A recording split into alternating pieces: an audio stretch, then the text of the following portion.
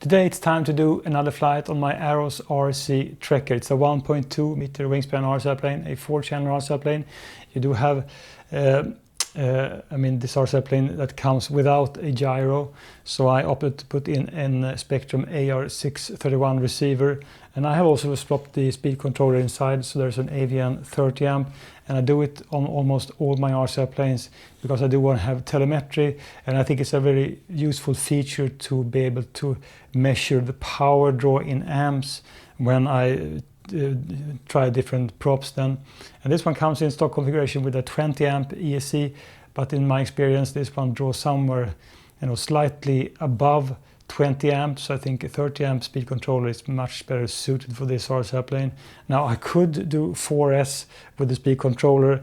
I'm not sure if the motor will take it because I've experienced then, like on my FMS Ranger 1200mm, that I pushed it too far on 4S and I just burnt the motor straight out. So without further ado, let's go outside and just fly this Trekker.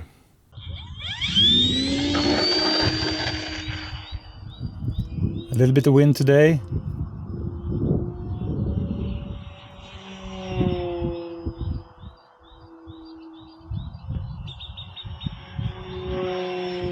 So when you push this RC plane, it is a nice speed, and I've increased throwdown on my control surfaces for the aileron to 120%.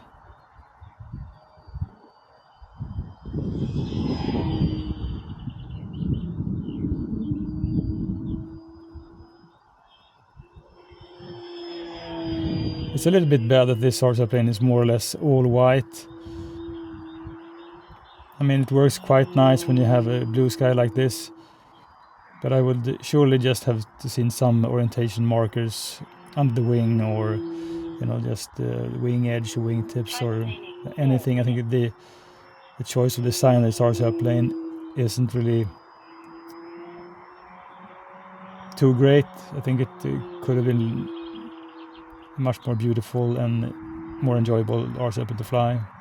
Different colors, but you can surely just do inverted loops, and inverted flying is super rock steady.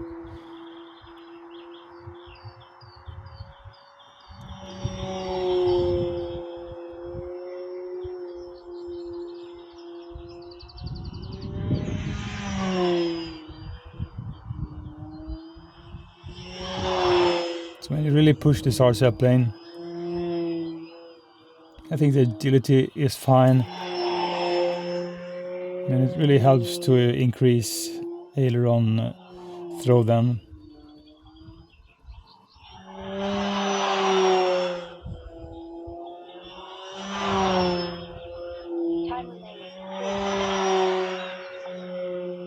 You can fly this one really tight.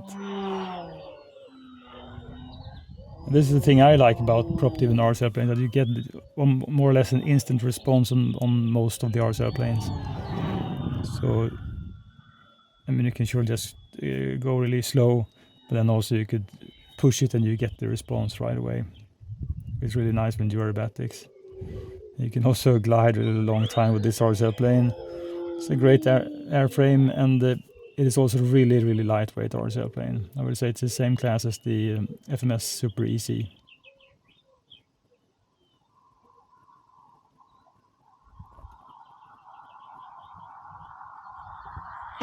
So that's a no throttle landing. I just glided for a really long time and pull full elevator when I got near the ground.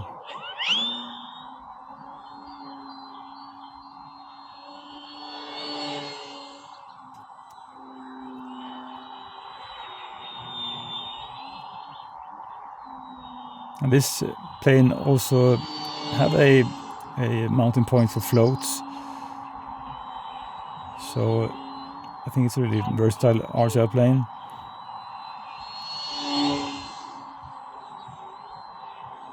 But I so wish for this RC airplane to have a different trim scheme, like different colors on the wing and the fuse. It would make this one look much better. I don't think it's a beautiful RC airplane as is. So if I have the time, I probably will do some sort of spray painting on this RC airplane, just change it to a much better color.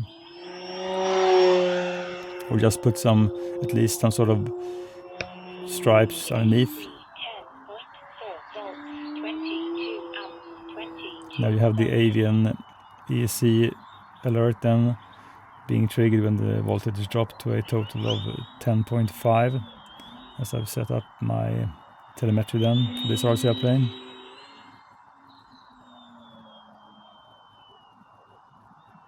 I always love these lightweight RC airplanes in like the 1.2 meter class. They're really visible. And usually you have no or very little stall tendency to them.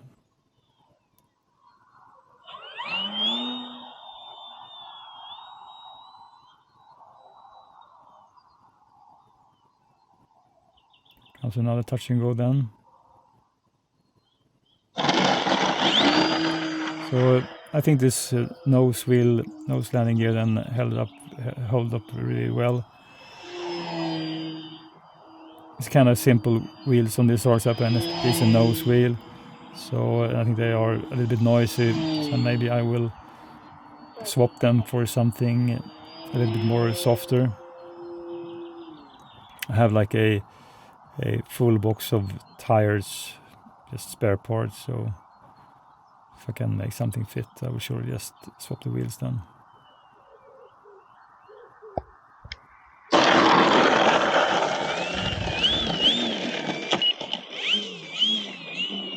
A little bumpy, but the ground operation works fine. There's something very nice about a lightweight, high-wing RC airplane, and most often I do prefer a tail dragger, just because I know that nose gear can be quite vulnerable when you're about to land an RC airplane. But when it comes to landing on this RC airplane, it's so easy. You can just kill the throttle, you go down, let this plane drop, flare at the end, and it will land on the mains and then just touch down on the nose gear. And there is a kind of a spring mechanism on this one, so I think it will certainly last as long as I just don't botch it like this and just touch the nose gear first then.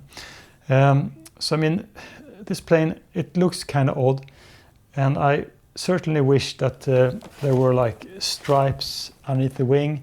Now I might just remove this part, the sticky part then, and just put stripes on mine, or do some sort of color modification, because I think that this one is all white and it should be at least some more contrasty color on this RC airplane. If you look inside, there's just ample room to put a battery inside, and I just put it like this straight onto the plate, and I only need one strap to hold the battery then. And I have the Spektrum receiver just mounted on the side, because when I first assembled this one, it wasn't really a good spot to put the receiver inside, so I just had to put it on the side. Usually you have like a flat place on the bottom of the RC airplane, but not with this one. So as with many of these, you will experience that the foam scrapes off around the edges on the battery hedge then. So I mean, it's a good RC airplane. I still prefer the FMS Ranger 1.2 meter, because I think it's a more beautiful RC airplane. I think it's more speedy, and you do get floats with it as well. With this one, you can put floats on this one, which is kind of interesting. So you can purchase a float set, and there's also a mounting point here for the floats. So I could see if I could find a suitable landing gear, I probably just could put it in here, remove this one, and have this one as a tail dragger. So if I'm able to do it, I will certainly just come back and show it, because I think that this would add more versatility to this RC airplane. But I think that it flies great. It's a really easy flying RC airplane, and with a few modifications then landing gear, it might become a really fun and interesting plane to explore in the future.